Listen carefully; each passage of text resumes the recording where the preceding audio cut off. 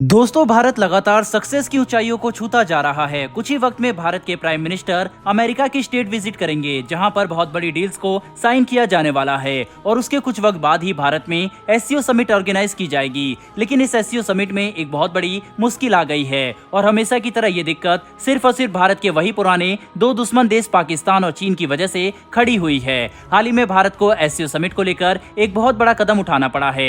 हालांकि भारत को चीन और पाकिस्तान से ज्यादा फर्क तो नहीं पड़ता, क्योंकि पाकिस्तान की तो खैर बात छोड़िए, चीन को भी भारत अब हर क्षेत्र में बराबर की टक्कर दे रहा है। भारत डिफेंस के मामले में मजबूत है। हर क्षेत्र में भारत चीन को मुंहतोड़ जवाब देने के लिए तैयार खड़ा है। हाल ही में भारत की जीडीपी ने कुछ ऐसा कमाल करके दिखाया है जिसके बाद चीन के पसीने छूट रहे हैं और पाकिस्तान अपना मुंह छुपाने पर मजबूर है। वर्ल्ड अफेयर से जुड़ी ये दोनों खबरों के बारे में हम इस वीडियो में विस्तार से बात करेंगे। तो चलिए बिना वक्त गवाए स्टार्ट करते हैं इस वीडियो को। जुलाई के पहले हफ्ते में भारत में एससीओ समिट की मीटिंग ऑर्गेनाइज की जाने वाली थी, जिसमें कई देश शिरकत करने वाले थे। ऐसे में दोस्तों, जब फिजिकली मीटिंग ऑर्गेनाइज की जाती है तो कई सारी तैयारियां करनी पड़ती है, जिनकी शुरुआत महीनों पहले की जाती है। इसीलिए कौन कौन से देश इसमें शामिल होंगे, उन सभी के कितने डेलीगेट्स आएंगे और साथ ही साथ क्या वह होस्ट कंट्री के साथ किसी तरीके की पर्सनल मीटिंग करना चाहते हैं या फिर नहीं, इस तरह की जानकारियों को काफी वक्त पहले ही दे देना जरूरी होता है। लेकिन एससीओ समिट को अब सिर्फ 30 से 32 दिन बाकी है और अभी तक पाकिस्तान और चीन ने किसी भी तरीके की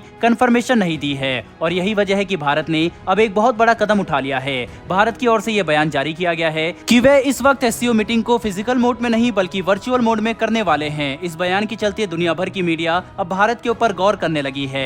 ना कोरोना महामारी के समय और ना ही कोई और समस्या, तो आखिर क्यों भारत अचानक से इस मीटिंग को वर्चुअल मोड में करना चाह रहा है? इसकी वजह सिर्फ और सिर्फ चीन और पाकिस्तान की कंफर्मेशन ना मिलना ही नहीं है, बल्कि आपको बता दें कि इस वक्त भारत को वेस्टर्न कंट्रीज का सपोर्ट भी चाहिए, जिसमें अमेरिका का नाम सबसे पहले आता है। वहीं अमेरिका के दुश्मन देश चीन, ईरान और रशिया तीनों ही इस एससीओ समिट में भारत आएंगे और इंटरनेशनल प्लेटफॉर्म का फायदा उठाते हुए भारत को अपने सपोर्ट में बताएंगे, जिस वजह से एक बार फिर से अंतर्राष्ट्रीय विवाद शुरू हो जाएगा और भारत के रिश्ते जो इस वक्त वेस्टर्न कंट्रीज से इतने मजबूत हो रहे हैं वह फिर से बिगड़ जाएंगे। चीन के खिलाफ अगर भारत को मजबूती बनाए रखनी है तो इस बारे में कोई दो राय नहीं है कि भारत को अमेरिका की जरूरत है। इसीलिए भारत हर कदम काफी फूंक फूंक कर रख रहा है। वह किसी भी तरीके से इंटरनेशनल प्लेटफॉर्म में ये दिखाना नहीं चाहता कि वह किसी देश का साथी है। भारत बस हर देश के साथ अपनी जरूरत के अनुसार सिर्फ और सिर्फ व्यापारिक संबंध बनाए रखना चाहता है और यही वजह है कि भारत ने इस तरह का कदम उठाया है कि भारत एससीओ समिट को वर्चुअल मोड में कंडक्ट करने वाला है। बहरहाल दोस्तों, इसी के साथ बढ़ते हैं हमारी आज की दूसरी बड़ी खबर की तरफ। दरअसल भारत आजकल हर कदम काफी सतर्कता और कूटनीति के साथ रख रहा है। यही वजह है कि इसका फायदा